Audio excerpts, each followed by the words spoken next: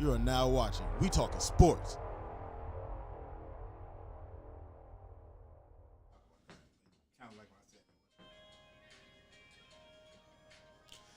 Hey, thanks for joining us here. We Talkin Sports. If you're following us on social media, go ahead and hit that like button. And if you're following us on YouTube, go ahead and hit that subscribe button so you get the content that we push out throughout the course of the week. I really hate to start the show off with bad news like this, Right. but it's really starting to the story is starting to float around about Dwayne Haskins, the former Ohio State quarterback and current backup quarterback for the Pittsburgh Steelers. He apparently was killed today in an auto accident. Not an auto accident. He was hit by a car down in Florida, and we don't have a whole lot of details about it, but the reports say he was down there with other Steelers, working out and getting ready for the upcoming season. And again, I don't know what happened, but he got hit by a car. Yeah, unfortunately, the story has just happened. So, really, the only news is that Dwayne Haskins has passed, and condolences to his family. Absolutely, and that's a very, very sad thing, and it's unfortunate that we have to start our show off that way. But well, I guess the ironic part of it is I'm actually just coming from a funeral myself, and caught that news on the way to the We Talkin Sports studio, to get ready for this show. R.I.P. Patricia Anderson. So yeah, now that we got death out of the way, let's go ahead and let's move into hit the like, subscribe, do that one, dog. Oh, right. Oh, I did. Okay. I did. But hey, it never hurts to say it again. Don't be lazy. That's right. Hit that like button for us. Hit that subscribe button for us, and you just get the content that we push out throughout the week, and we'd appreciate it. We'd appreciate it. Instagram, We Talkin Sports. Facebook, We Talkin Sports, and Twitter, We Talkin Sports. And don't forget to crack the bell so you can get notifications when we go live. Right. Right. That's right. Hey, and run that number across too. Is that number streaming across? Okay, 216-402-1315. That's the number to call if you want to join in the conversation. And again, we are getting ready to crank up some good ones here, and I know you're gonna want to participate in some of these topics that we got lined up here for you. So the first one being, we have three major sports teams here in the city of Cleveland. We have the Browns, owned by Jimmy Haslam. We have the Guardians, owned by the Dolan family. And we have the Cavaliers that are owned by Dan Gilbert.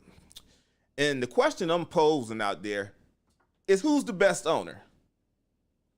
Out of those three, rank those three in order and tell me why, D-Jack. Right now, it's unfortunate because the Indians owner would have always... The Guardians? Yeah, I'm sorry. The Guardians owner would have always won this for me, but right now I'm really not liking what he's doing. So,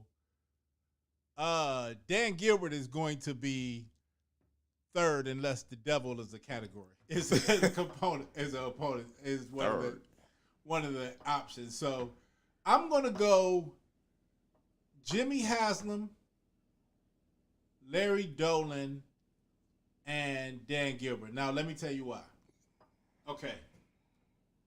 Haslam, because he just spent $230 million on Deshaun Watson. But not only that, but because I feel like Haslam is kind of taking I'm going to do it this way, and I'm not going to really worry about what anybody say. Because, right now, Haslam, this is my opinion. Haslam basically put his neck on the line for the city of Cleveland. He basically pissed off the rest of the owners. He just went to the rest of the owners, and all the owners right now don't like that contract. But Haslam realized that in Cleveland, that is the only way you're going to get a contender. So he really. So hold on. Let me if I understand you correctly, your 3 was number 1, Jimmy Haslam. Yep. Number 2, the Dolan family. Yep. And number 3, Dan Gilbert. Right. Correct me if I'm wrong. Isn't Dan Gilbert the only one that's delivered a championship to the city of Cleveland? Yes, he is. But he's the worst owner? I'll get to that. But so that's why Haslam has moved up there. And prior to this, Haslam would have been 2 because Dan Gilbert is going to always be 3. But okay, so now the Dolans are number 2. Larry Dolan. Why is Larry Dolan the best owner to me until now, while everybody else thinks he's the worst? Okay, so number 1, because he lives here. These other 2 people don't live here. So this is actually, he grew up here. Like, this is actually the team from Cleveland that he Heights. grew up rooting for. He's from Cleveland Heights. And he owns it. So I give a lot for that. Number 2, okay, the Cavaliers have won a championship. But the Cleveland Indians have been the best organization for this city in my lifetime.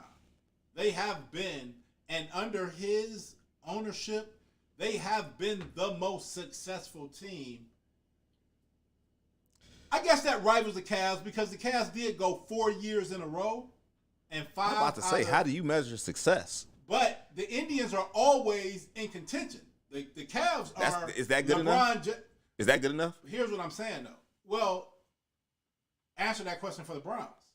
They're never in contention. It's a whole different answer for the Browns. It's a whole different answer. So at least you have one team that is constantly in the playoffs. At least you have one team that constantly has an opportunity to win a championship. The Indians are not an organization that has ever gone 4 or 5 years without success. Don't say ever. Don't say ever. Not you mean since, in recent history? Not since the 90s. Okay. So you ready for my 3? No. You ready for my? No, because now let me talk to. Okay. Let me talk All right. to, All right. Casino Man Dan. So he did deliver a championship, but he did it so disrespectfully. He talked about LeBron James when he left. LeBron James left because you, as the owner, didn't keep him. So he left the first time because you didn't put talent around him. And when he left, you disrespected in my opinion, sorry for bringing race in, but you disrespected a black man that grew up in the same place that I grew up. And that's what he did. And so LeBron James, who promised the city, I'm going to win a championship and light it up like Las Vegas, came back to win a championship. So that wasn't Dan Gilbert formulating the team because he didn't draft LeBron and LeBron James came back. LeBron James came back for 4 years and the best player that he put around him was Antoine Jameson. Best free agent signing because Kyrie and Kevin Love was here. He didn't add to this team none. The best dude was not Antoine Jameson. Antoine Jameson. That was the best dude we had. And LeBron left again. From that time, he was worth $2 billion. Now he's in the $60 billion stratosphere for Cleveland, and we still ain't getting free agents. We still ain't got Kevin Durant here or James Harden here, and he is what the in all the sports, he's the 3rd richest owner in all the sports. We got a call on the line. Okay, but so that's my. Hey, we talking sports. Who do we have on the line? Hey, what up, y'all? This is Rado, man. What's going on, Rado? Good job, man. Y'all doing a great job too, man. Thank you, sir. I was commenting on that Mike Conley, man. You know why Mike Conley better than D'Angelo Russell? Because he can shoot better, man. Conley can shoot a lot better than him, and he's a better floor general. That's what makes Conley good. Hold on. Wait, Rado. Because, I mean, you way off topic. But before we get off topic, you did not just say that Mike Conley was a better shooter than D'Angelo Russell? Yeah, he's just more flashy, and you just can see him a little better. I'm telling you, that Conley is a better floor general. Game on the line. You want Mike Conley to take the shot over D'Angelo Russell? I want the ball in Mike Conley's hand over Who you want the D'Angelo shot? Russell. No, he said shot. Mike Conley. He said he shoot better. Who you want to take the shot? Whatever decision Game Mike on the Conley line. makes, that's the key though. Mike Conley is a point guard. Whatever decision he makes, I trust him better to do it than I would D'Angelo Russell. That's correct. That's correct. That's why they paid that man all that money. Right. He's a great point guard. Right. D'Angelo Russell. And Yeah, what that's- does he have to show for it? He was the highest paid player in the NBA at one time. What does But- he have to show for it? I He mean, been in well, the it's not league his for fault. like, what? He got hurt. Well, you He got to just- realize when he got traded over there to He played the with squad, Zebo. when he got hurt. Half the squad got hurt, so it wasn't all his fault. Right, and he just made the All-Star team within the past couple of years. I mean, he was in a position that was loaded in the West, or he would have been making All-Star You teams. sure? He D'Angelo came over. Russell absolutely has maturity issues. And he's not a floor general. Don't get me wrong, But if he's you're a talented talking about player. Overall talent, it ain't even close. bro. You're right. D'Angelo Russell is a very talented player, but he's not a floor general, and that's the difference between him and Mike Conley. Mike Conley is a floor general, and he can run your team because he's not worried about his own stats. He gonna get everybody else off. But the thing is he's not going to give you any stats either. You're right. Mike Conley is a solid point guard. If you need a solid point guard, he is going to do it. He is going to get the ball where it is. He's going to do everything. He's going to be the grown-up on the team. But he is going to give you zero as far as offense. That's not true. I would be willing to bet. I'll be willing to bet you he's averaged at least 16, 17 points for his career. Oh, no. Yeah, but you know what? But that's why I say he look didn't that up fool. right now. You might have looked it up before that, but I'm going to still I say did not. no. I did not. D'Angelo Russell's a great player. He just flashy. He can run around and dunk. You know what I mean? That's what makes you more he can attractive. shoot. D'Angelo Russell is J.R. Smith when J.R. Smith first came in the league, and he's still J.R. Smith when J.R. Smith first came in the league. Can just give you stupid buckets anytime you need it. And that's what J.R. Smith was when he first came in the league. I got to disagree with that, but everybody's entitled to their opinion. But one more thing before I get off the phone with you, man. One note, man. I mean, the heart goes out to Dwayne Haskins' family members. That's right. You know what I mean? Yeah.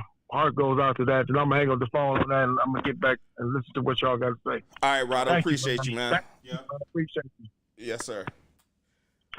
So, okay, Jack, D-Jack, I'm going to go ahead and I'm going to give you my three now, okay? I'm going to give you the order of my three. Yep. I'm going to start with number one. Number one is Dan Gilbert. And the reason that he's number one is because it's a couple of reasons. For number one, he's the only one that has delivered the city of Cleveland a championship in over 50 years. Okay? Number two, his involvement in the community has helped do things like bring casinos to Cleveland, help with the legalization of marijuana, and hate it or love it, those things move the economy along. And number three, why he's done all of those things, he's also blown up financially too. So at the end of the day, it's 30 teams in the NBA. Dan Gilbert is the second wealthiest, according to Forbes. So when it comes to finances, he won't get outbid for a player. What he has to do, payroll is not really an option. And I love the fact that we have an owner with deep pockets. Back when we had Gordon Gunn, when you get opportunities in the NBA to acquire talent, to improve your team, a person's salary shouldn't really impact that decision. But if you're not an owner that has a lot of liquid cash, it does. And I'm just glad that Dan Gilbert is a guy who doesn't. Hold on a second, dog. We'll get back to that. We'll get back to that. Okay. So those are the reasons Dan Gilbert is number one. Number two, Jimmy Haslam. Okay. Jimmy Haslam.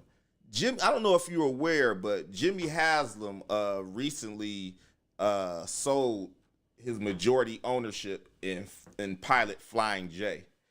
And it's reported that as a result, he put $11 billion in his pocket. Okay.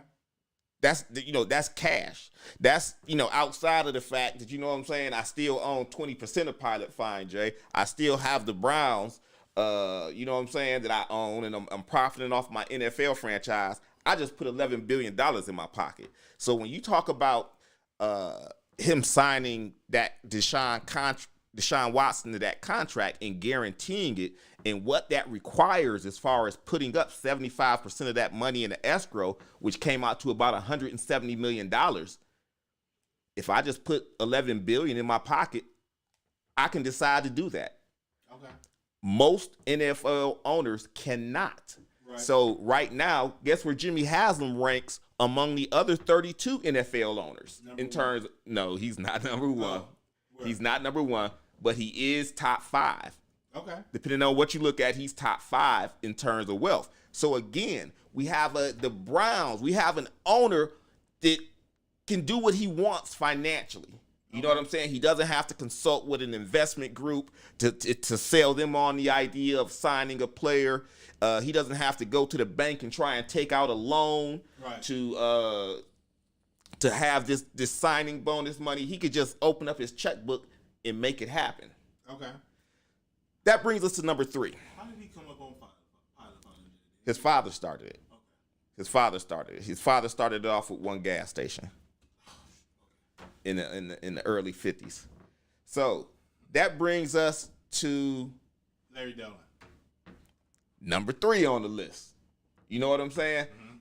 And he reminds me of Art Modell because, yeah, he's on paper, he's rich, he's a billionaire, but he doesn't have the liquid cash to play the same game that these other owners are playing. But either that or his family. We're not talking about his family. We talking about him though. We talking about him. He owns it. But he ain't gotta go. No, I'm just saying the Dolan family also owns the New York Knicks. Well, okay, in any event, whatever he has to do, he ain't doing it.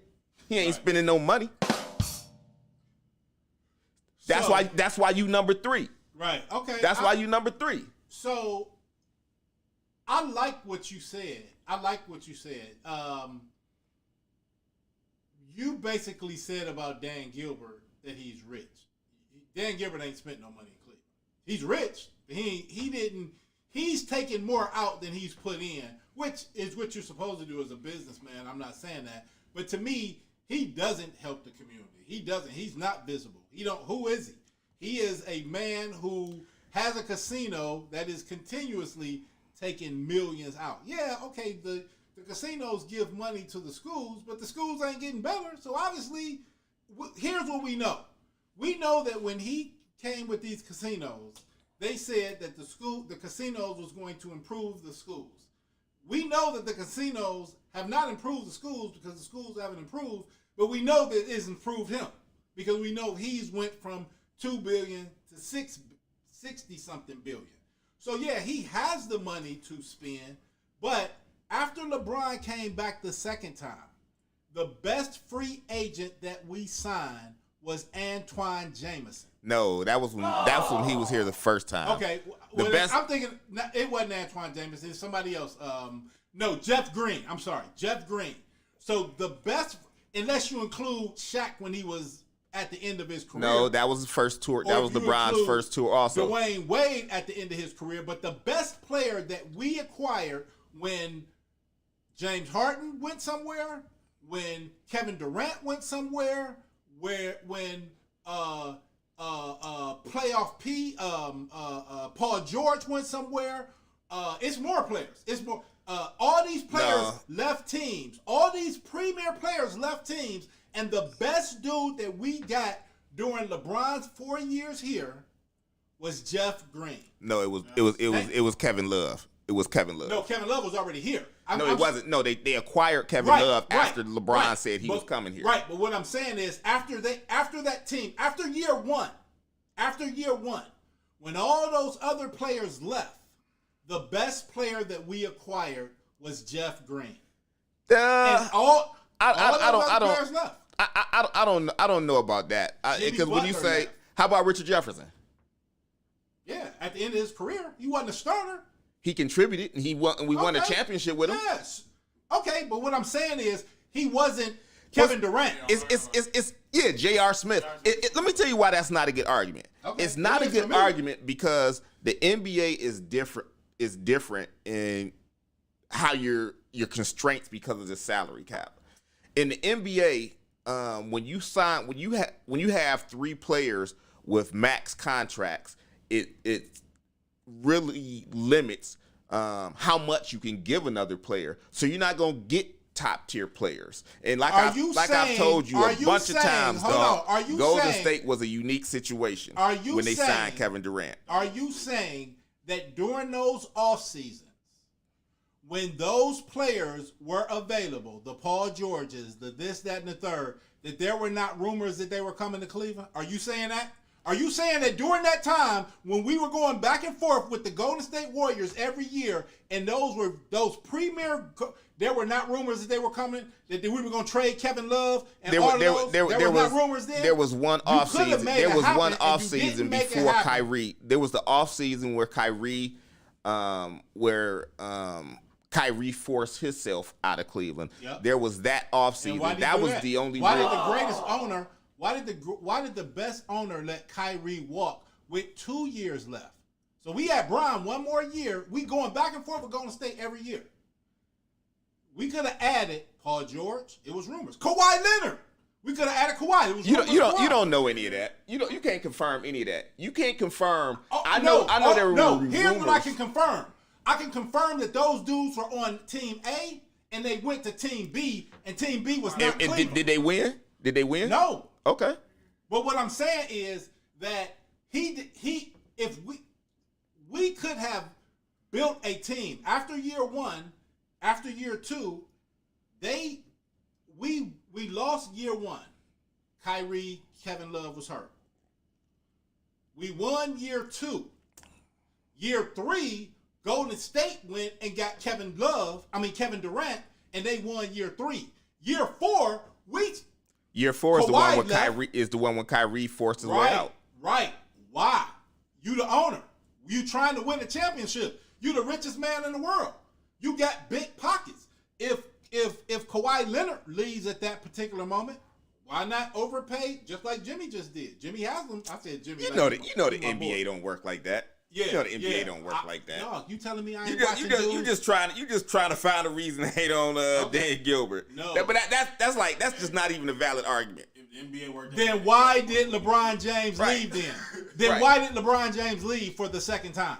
For the same reason. The same reason he's getting ready to leave the Lakers, because when LeBron comes to your team, he likes to play with veteran players. Veteran players are paid more money. So you don't have a young team, and once that team that he puts together, once they run is over, it's time to go. So if it's time to go. If you're 37-year-old LeBron, that makes sense for the Lakers. But if you 33-year-old LeBron, that don't make sense for Cleveland. Why did he leave Miami then?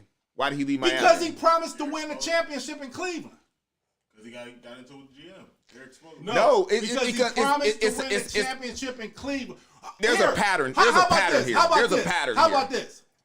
How about you just read what he wrote in Sports Illustrated of why he came back to Cleveland? Because he already said it. He came back to win a championship, and that's what he did. Now, the question is, why did he leave? He left because the owner did not put players around him. As a matter of fact, after Golden State went and got Kevin Durant, instead of adding to our team, you traded Kyrie with 2 years left on his contract. Let me ask you this then. Hey, the New Jersey Nets waited out Kyrie with his vaccination status, didn't they? But we didn't wait out Kyrie with his surgery threat. If Kyrie would have got surgery and came back for the playoffs, we still would have beat Golden State because we got to the already. We got to the finals with LeBron that year. You put a Kyrie with LeBron, okay, but that's the best. Dog, that's just all. It's all revisionist history. Okay, it's sour grapes. But it's under dude's But at the end of the day, if you're gonna hold him accountable for everything that took place with his organization, and he still was able to bring a championship out of it, right? how can he still be beneath guys that haven't even gotten a championship? It just doesn't add up, dog. It doesn't add up. It doesn't add up. Football or baseball. Okay, so let me ask you this then. Let me ask you this. Huh? You said LeBron James? Yeah, LeBron James didn't play football or baseball. LeBron was an All-American. Oh, because I'm when we won the championship, LeBron is who assembled the talent because LeBron is the GM when he on the team, right? Yeah, LeBron wasn't writing the checks. I didn't say who writing the checks. I said LeBron's like the GM. He assembles the team when he go to a team, right? If LeBron was assembling the team, okay? Then yes, but it's not his final decision. It's the dude that writes the checks, and he left twice, bro. That's the whole thing that I'm just tripping on. He left twice. He also left Miami, right? But he left twice, and so what I'm saying is, if he left, came back, then he left again. What did LeBron tell young LeBron in the commercial? I don't know. Dan Gilbert is the greatest owner. I hope you. He said if you want to be great, you got to make your own. You got to make your own decisions. Okay. That's what LeBron does. Bruh. That's what LeBron does. In every situation, when it's time for him to become a free agent, even if these are the words that came out of his mouth when he came to Cleveland, when he returned to Cleveland after his years in Miami, he said when you're on a roster and your core guys, after 3 or 4 years, it gets stale and it's hard to keep the same energy. So he basically likes to recreate teams every 4 years. But you can't necessarily do that within one franchise. You have to often go somewhere because you need a team that has assets. And when I mean by assets, young players, draft picks. When he went to the Lakers, they had all of that. If you look around the league, it's littered with all former Lakers. I hear you, bro. I hear you. That's what I'm saying. We're going to get back to that. We're going to get back to that. Let me just put a quick note on Larry Dolan real quick. So the only thing, here's my thing that I like about. Ain't won nothing. Right, but here's what I like about. Lowest payroll in baseball. So they have the lowest payroll because of the fact that. Don't want to spend no money. That's why. They don't want to spend no money. It's not that he doesn't want to spend money. What's stopping him then? It's that baseball is not spending money, except for in the large market teams where you have to spend money. The NFL wasn't guaranteeing contracts, giving fully guaranteed contracts. But what Jimmy Haslam step up and do? Because guess what? He want to win. Yeah. Don't use the league as an excuse for your behavior. I'll put it like this. If you took a poll. If you said, okay, we're going to ask all sports fans and we're going to ask we're going to ask people who is the best owner in football, who is the best owner in baseball, and who is the best owner in basketball, the Dolans will finish higher than every other owner. Now, in Cleveland, they wouldn't. If you ask that poll right here, everybody hates them. Everybody, because Francisco, and I get it.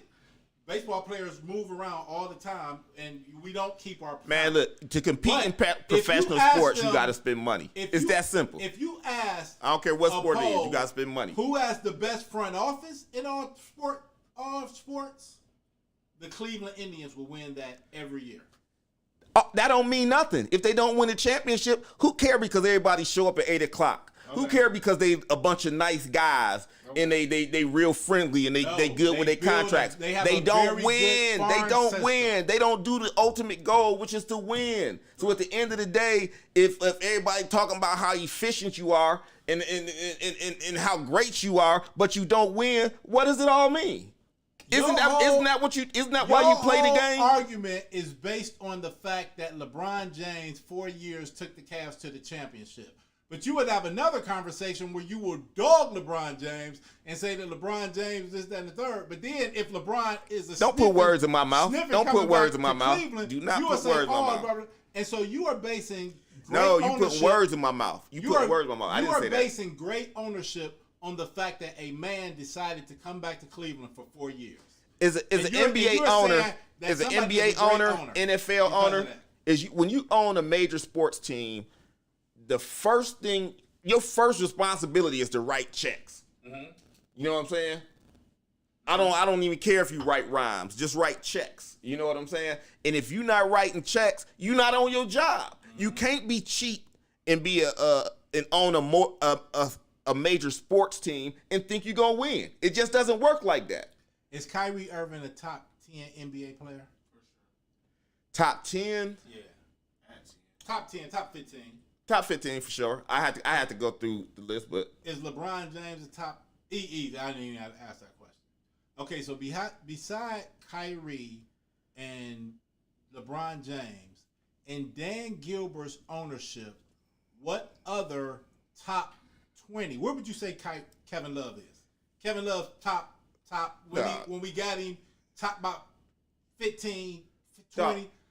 Besides that, in this league where you can pay max contracts, do this, you got Dame Dollar, you got all these dudes out here. What other top 40 player has he brought to this team? You know that's not how the NBA works, because these guys can get the same. You saying the New York Knicks? They got a rich owner. No, just listen, dog. Listen. New York in Knicks the ain't NBA, got no top 40 players. No. Oh, really? Yeah, really. New York. I mean, I'm sorry. I meant Brooklyn Nets. No, go back to New York Knicks. You was right. Everything you were saying was right as far as they got a very rich owner, but they don't have no players. They don't have LeBron. Because they don't have good players. So they doing the same thing that the Cavs doing, but they don't have a LeBron. No, dog. No. Listen, okay, dog. I'm listening.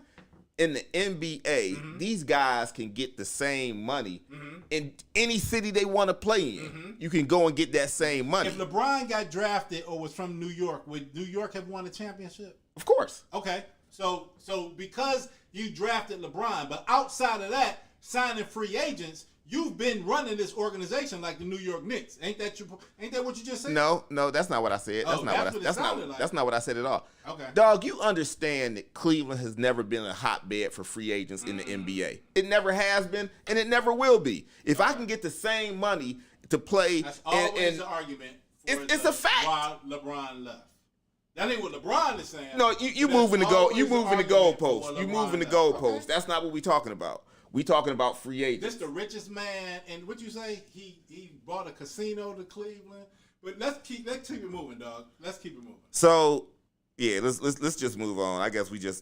Know I ain't gonna never say nothing good about. Yeah, because everything you say is just about spiting Dan Gilbert. It's not about how the NBA works or about sports. It's just about spiting Dan Gilbert.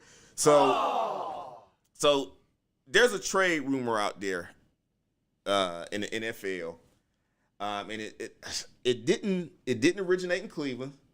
It originated from a guy that writes for Sports Illustrated. His name, I can't remember his name right now. But anyway, there was allegedly a trade proposal where the Browns would send Baker Mayfield and a second round pick to the Seattle Seahawks for DK Metcalf. Do you make that trade? And you know, the other part of it is DK Metcalf is he's in the fourth year of his contract, so he's a free agent at the end of the year. And of course, if you trade for him, you have to basically be willing to give him a new contract or extend his contract because other than that, you're just getting a 1 year rental. So here's the thing. I don't think it's gonna happen. But, of course I would want that. You only got Amari for 1 year. So, you could pay Amari his 20, and then you could pay DK whatever draft you do. So, of course I would want that. Here's the thing that's interesting. I don't believe that it's a true story. I don't. But, of course, if that was the case, so right now, you getting nothing for Baker Mayfield, and you got to pay him $19 million. If you can get rid of Baker Mayfield and get DK Metcalf? No, it makes sense because let me tell you why it makes sense. Because Seattle they're clearly rebuilding because they just traded their quarterback away, and they're already paying. They got Tyler Lockett out there, and he's got a nice contract with like 3 years left on it, and to where he's making like 18, 17, 18, 19. He's got a nice contract with some more guaranteed money on it. And who wants to pay two high-priced receivers when you're trying to build a team and you haven't even found your quarterback yet? It just doesn't make sense. So one or two of those guys at a minimum is probably going to be on the move here. Right. So again, it ain't news until it's news. So anybody can have a rumor. But yeah, I would want it. One interesting thing I would say, DK Metcalf kind of exploded on the scene, and then he kind of fizzled out. He did not have a good year last year. I don't think he's a $20 million receiver, to be honest with you. I don't think he's an elite receiver. I don't think he's elite. I do. I'll take him if they do it, but it's a lot of other directions I would like to see the Browns go at that receiver position. I'll tell you this. Out of all the receivers, Devontae, Tyreek, Stephon Diggs, I probably got DK Metcalf as number 2. Maybe Hopkins, but I like him. I like big, physical, fast receivers that can take it to the house. Let me tell you who he is. Josh Gordon. No, he's not Josh Gordon. Shit. He's not Josh. Not to me. I mean, I know he's more robotic. He's not the athlete that Josh Gordon is, in my opinion. But let me tell you who to keep an eye on. Keep an eye on Brandon Cooks. Okay, so I know that they just extended him. Yeah, they just extended him. So you have him under control from a contract standpoint for at least, I believe, the next 3 years. And obviously he had a relationship with Deshaun Watson.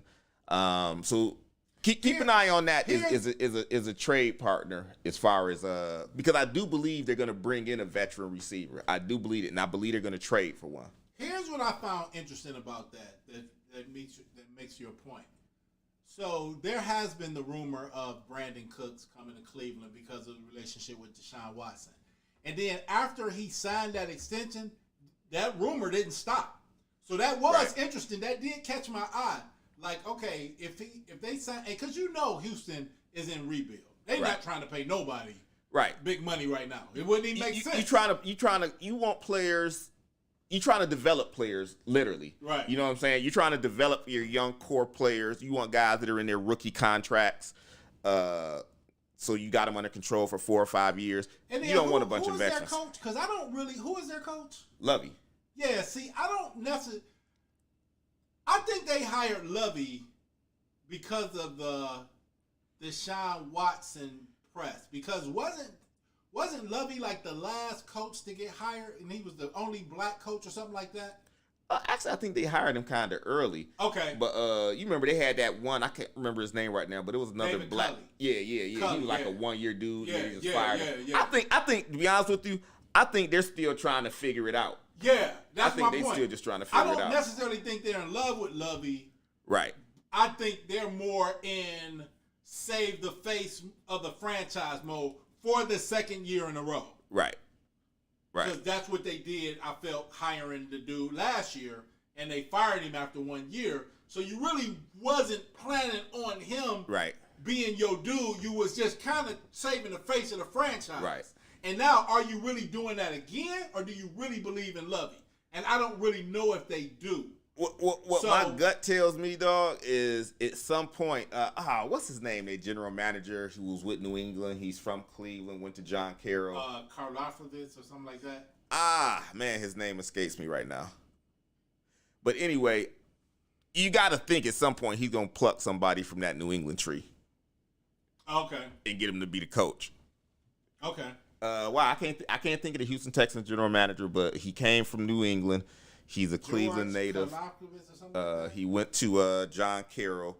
So he was the dude that was supposed to come with McDaniels when we end up firing John Dorsey. Right. Okay. I ain't gonna worry about it. It'll come to me.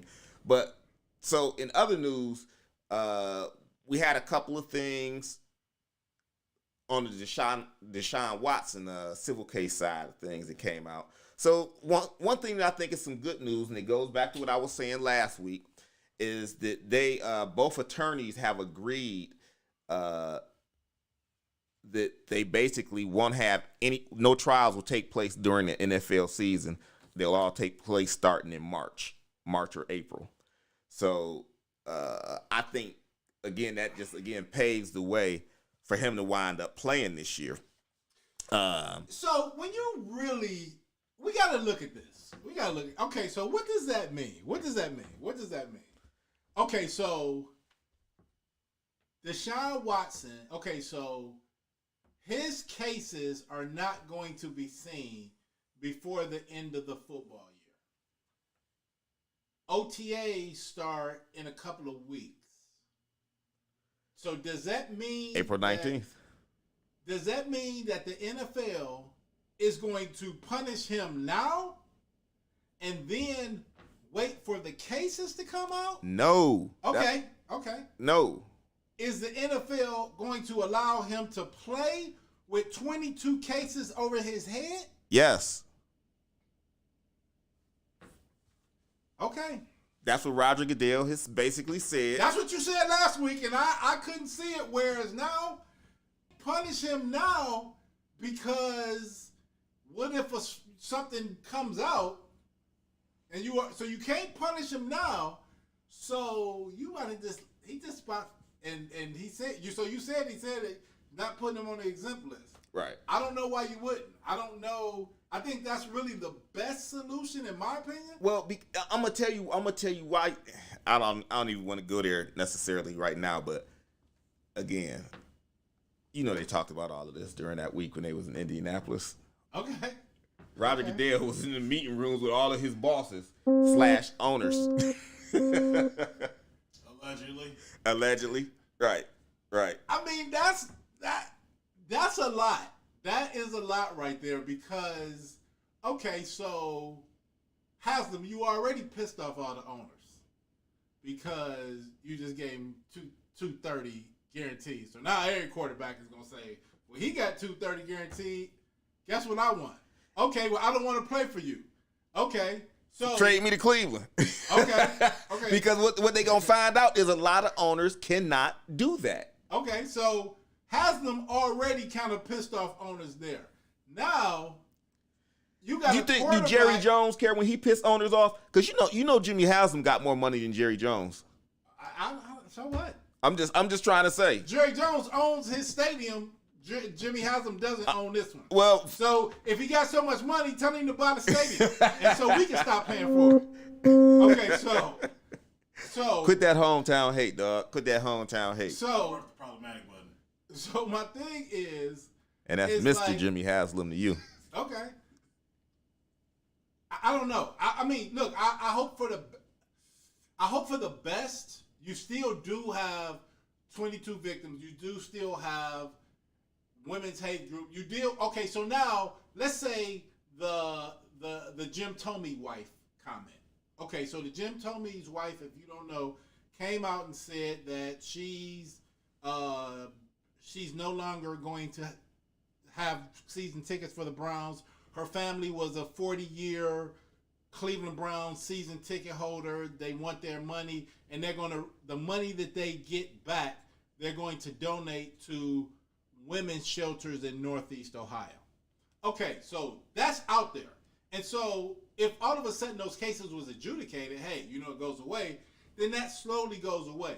But when you play with that on your head, I don't know if that's optimal. And when I say optimal, is it optimal for Myles Garrett? Is it optimal for who would be coming up next year? Jedrick Wills.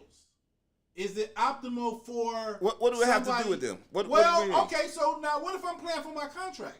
What if this is my contract year? And so now my quarterback is going into places where we are like the hated team. I don't know. Settle it on the field. Okay. That's the only thing that's the only thing you can control. Right, you're right. Kobe was going back and forth to court. He had legal charges, not civil suits. Right. Kobe was in a helicopter. Okay, well, I mean, we can all look at it as sunshine and roses. And I ain't saying it's gonna all be sunshine and roses. My thing when I was saying back in the day, which I was 1,000,000% wrong, and I'll admit it. When I was saying back in the day that the Browns should not explore this and roll with Baker, this was why I was saying it. So I get it. We upgraded tremendously in talent, and that's what I said then. We upgraded tremendously in talent, but now you got the Andrea Passiones, who her name used to be Andrea Passione, because she used to be a sportscast, a TV host, a news station host in Cleveland for a long time.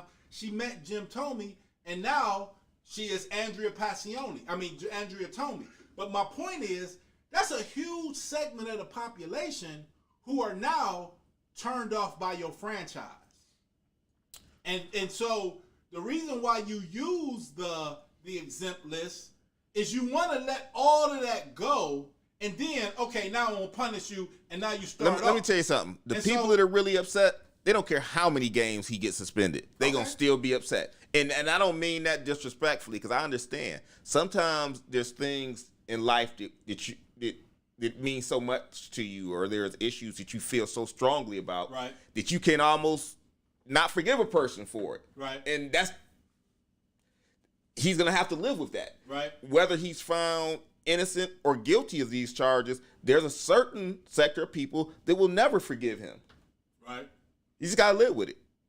Okay. So that's interesting. That's interesting. That's facts, though. That's facts. Because, hey, in reality, you got to remember, we're not talking about real court. We're talking about the court of public opinion. Exactly. Exactly. What we're talking about. You got to remember how people think.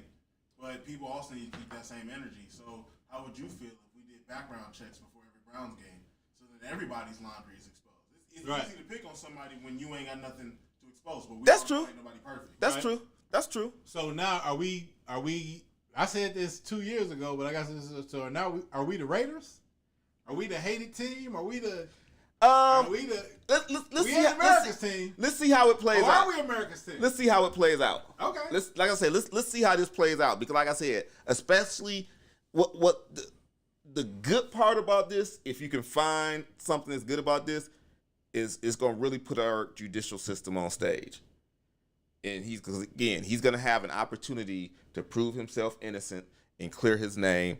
And again, that doesn't mean you're going to win in the court of public opinion. But if you win in that courtroom, it does still mean something. And to answer your question, we're Pittsburgh or Baltimore, one of those two. What? You said, who is it? Are we the Raiders? Right, are we the Raiders? No, we're Pittsburgh or Baltimore. True. It depends on how you want to look at it. Right, and we ain't gonna go no more further with that. But you know what we mean. You know what he means. I got you. I'm saying for a reason. Right. Okay. Hey, so check this out. Did you see the game last night? Cavs game last night? I did. What'd you think? I mean, they are who I thought they were. They play good basketball. They just Evan Mobley makes a difference. His impact on both ends of the court is just big. Yeah, it's big. So if the Cavs win tonight, do you know tomorrow? If the Cavs win tomorrow, do you know that they will finish their last 27 games at 10-17? If they win tomorrow, that's what I said. When the Cavs was the number 2 seed, I said, but bro, they're gonna finish the season 10-17 because they're really not. You did say that, but let me ask you this: did you know Evan Mobley and Jared, and more? I ain't gonna say more importantly, but did you know Evan Mobley and Jared Allen was gonna miss all of those games?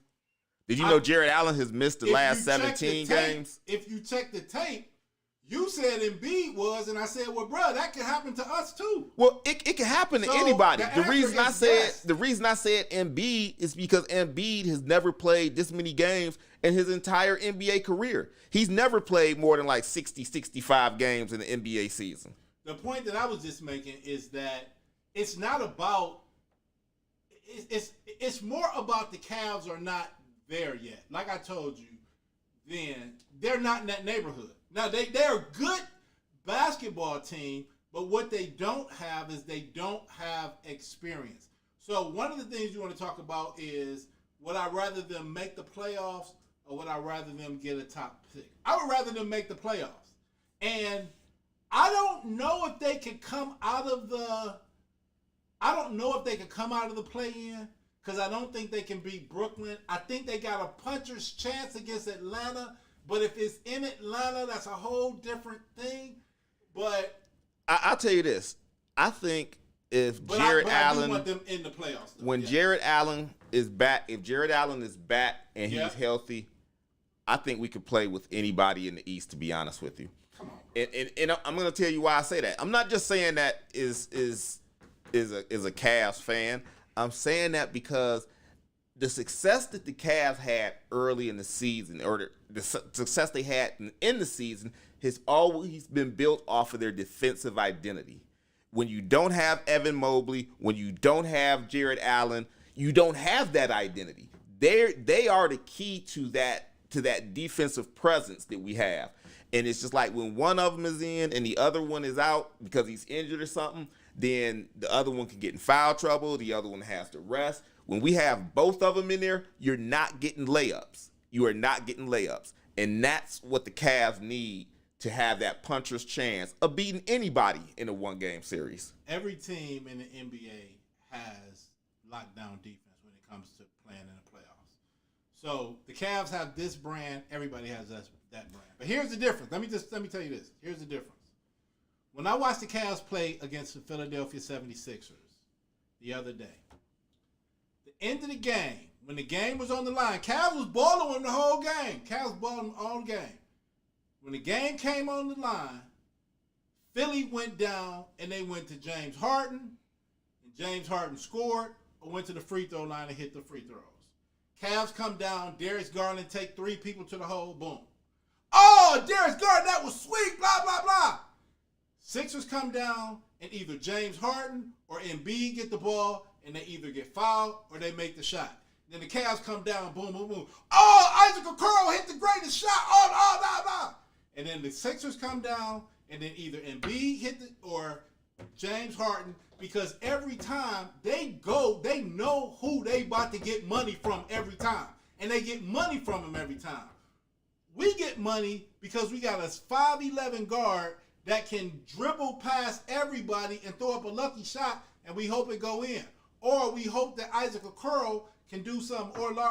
Well, we don't have a Joel Embiid, or a Giannis Antetokounmpo or something like that who can just go down and just get you money every time. And that's what, in the regular season, the beginning of the season, ain't nobody playing basketball like that. You just out here balling. Hey, you know something? We're trying to get our lineup together. When it comes down to this time of basketball, this is when the teams are going and getting a dude. And our dude, we only got one dude that's 5'11". Now, again, I keep saying, when Evan Mobley becomes that's when we going to be good. And I hope it's next year. But it ain't about to be in the playoffs. I understand what you mean when you say when Evan Mobley becomes our best player, that's when we be ready. I understand what you mean when you say that, and to a degree, I agree with it. You know what I'm saying?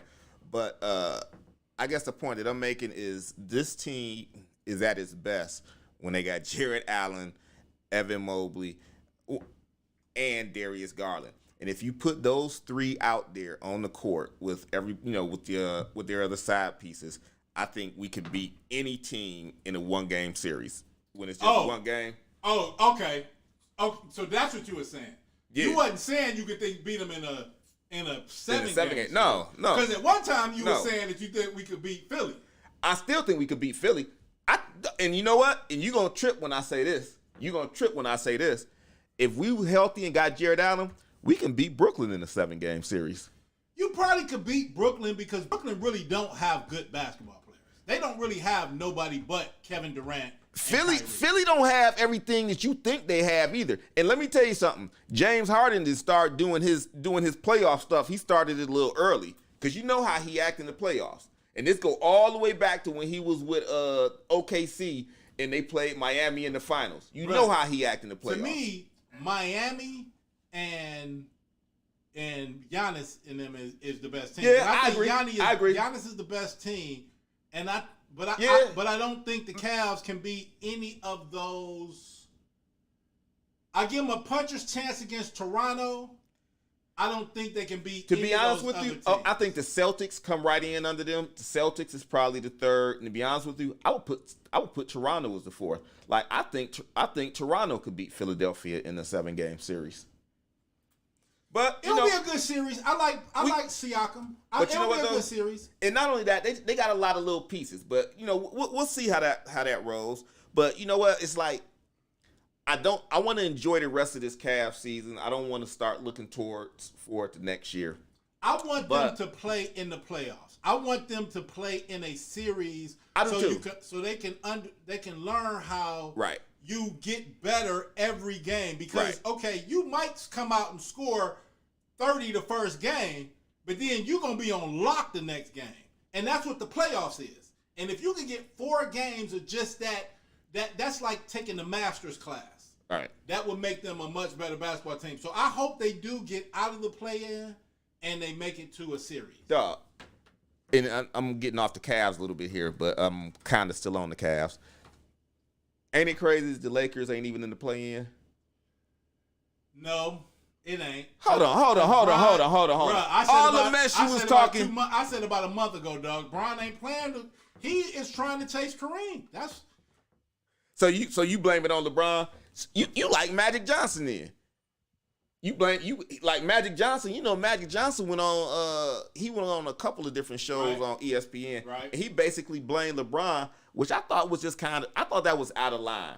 First of all, wait. First of all, do you have a title with the organization? Who, Magic? Yeah. He used to be owner and part owner.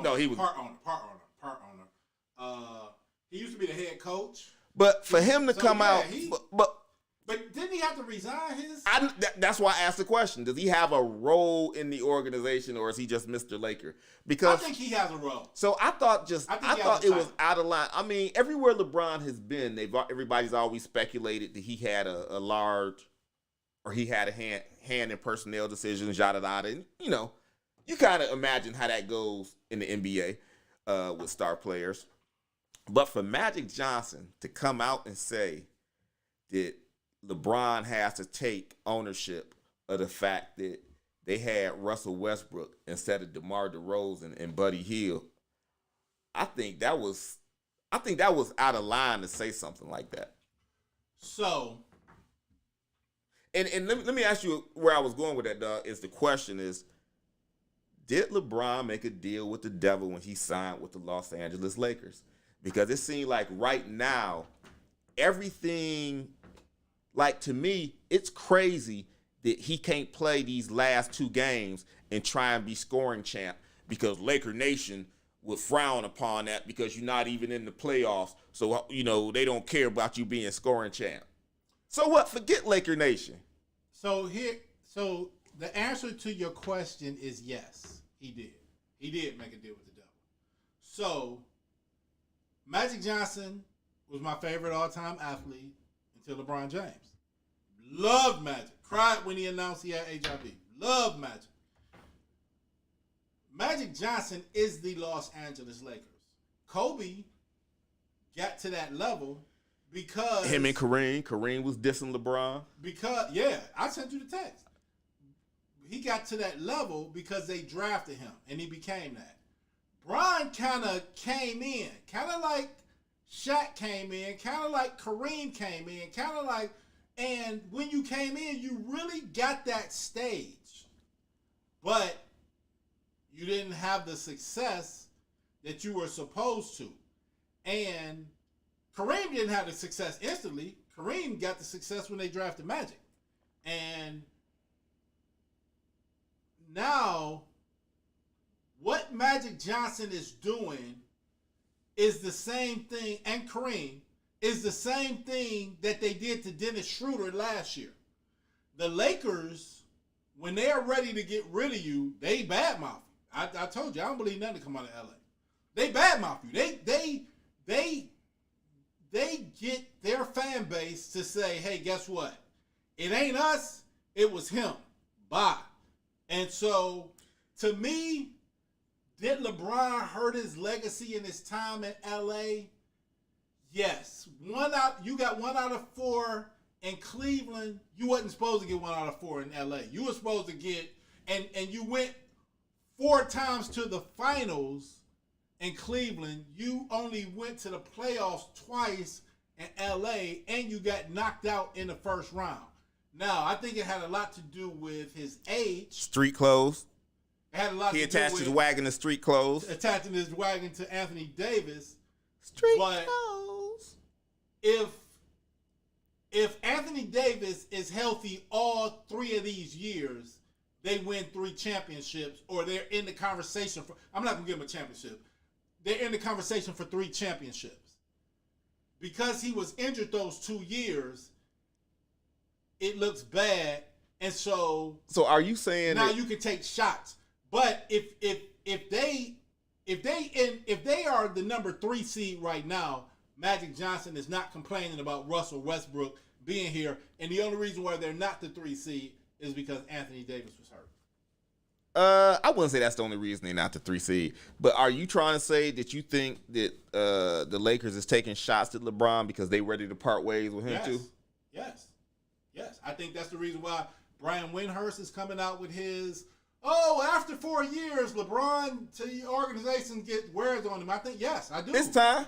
It's time. And if LeBron James Free is LBJ. leaving, where is he going? Where is he going? He coming home. If He LeBron coming home. James That's what he doing. is He not coming going home. to play basketball for the Los Angeles Lakers next year, what other place could he go and not get clowned? Cleveland. 216. He leaves Los Angeles and goes to New York. Oh, blah, blah, blah, blah, Nah, blah, man. blah. He You started leaves to look like Los a vagabond. Angeles and goes to Cleveland. Oh, LeBron went home again. Right. So, I a month ago, I ain't think LeBron. I was laughing at you. Now that this stuff is happening, yeah, Brian coming back. He coming back. It make the most sense. But you know what, though? If you look at this young Cavalier squad that he has to play with now, again, And the richest owner in the world, right? Richest owner in the world. Hey, big pockets. And because we're a deep team too, again, you don't have to play 38, 40 minutes a game. You know what I'm saying? You out there playing 24, 25 minutes a game, and when you out there, you just lighten it up. If Luka Doncic, Joel Embiid, all these dudes, if they become free agents, is Big Money Dan gonna open his pockets, or is he? No, it's like they're not. So, you know, in the NBA, the NFL is different, but in the NBA, all things will never be equal because you can get your NBA max contract. I can tell you, or you can look up what the number is going to be now, what they're going to be eligible for as far as their max contract. Okay. So, and they can get that in any city. It's about the opportunities outside of the NBA that in the city life that tends to attract people. But you know what's funny though, because you say that about Luka. Giannis is in Milwaukee. Where is Luka from? Czechoslovakia, I don't know. I don't know where he's from. He's from somewhere. Okay, and you know what? Slovenia To be honest with you, yeah, he's from Slovenia. And do you know that Cleveland is the city with the biggest Slovenian population? And so every time he comes to Cleveland, you know what I'm saying? It's a big. They all come out and they like. He gets cheered when he plays here in Cleveland. So I'm not saying that means he's coming here to free agent. I don't think you're saying that. So you know how I feel being in Dallas, and I said, hey, they just think that Luka's just everything. You hate on Luka. But they the 3 seed. So right. I gotta kind of. He still ain't never made it out the first round. But I ain't 3 seed. I still. You remember when I used to tell you? This year. You remember when I used to tell you Luka got to get in real NBA shape? Yeah. He's in better shape now than he's been than I've ever seen him in. I want to see who they're going to end up playing. And you know where he got? You know where I guarantee you he got that from? Somewhere in Cleveland. No, he got that from Jason Kidd. Oh, okay. That's what happens when you start dealing with champions and people that know what it takes to be at that championship level. Yeah. They give you little tidbits. That's why, like, when LeBron come back to Cleveland, it's gonna be so important for the Cavaliers because, like, dudes like Darius Garland. Evan Mobley, y'all need to learn how to take care of your body even in the off season. They're not making it out the first round again. They're not making it out the first round. Who?